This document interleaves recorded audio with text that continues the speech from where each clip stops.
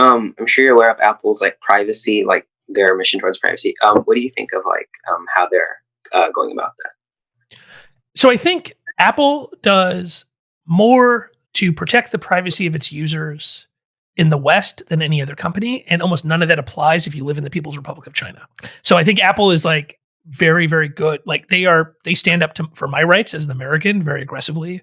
They fought, to protect the ability to have end-to-end encryption in the San Bernardino case. They've done a lot of good crypto work. They have a lot of really good security people and really good cryptographers, and they've done a lot of really thoughtful work around security. They also did a deal to move all iCloud backups into a data center controlled by a Chinese joint venture, including a company for which the Chinese Communist Party has a huge amount of influence.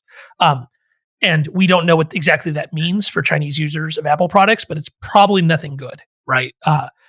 So yes, I think Apple. They they are good at privacy. They're not as good at security as they claim, and they actually have had lots and lots and lots of flaws in their products. So I think they actually have a lot of work to do on the actual security of their products.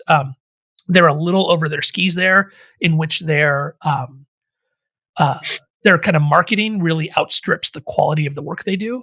Again, I have some friends who are working on that. I have a good friend who just took a job there, so I know she's going to be working as hard as possible. But like, if you look at any major dot release of iOS or Mac OS, there's a huge list of top flaws, right? And the amazing thing with Apple is nobody pays attention. I'm doing some consulting for Zoom. Zoom had a local privilege escalation bug in the OS 10 client. I think it was mentioned in the New York Times 3 times. Just around that time, Apple pushed a patch, and there was like a dozen different local privilege escalations in OS 10, and not a single one got a mention, right? So, like, Apple's marketing here is amazing, and they convince people that their security is perfect, and it's far from perfect right now. And then I think their operations in China are not that great. And another way I think they really fell down in China is there was a series of attacks utilizing vulnerabilities in iOS.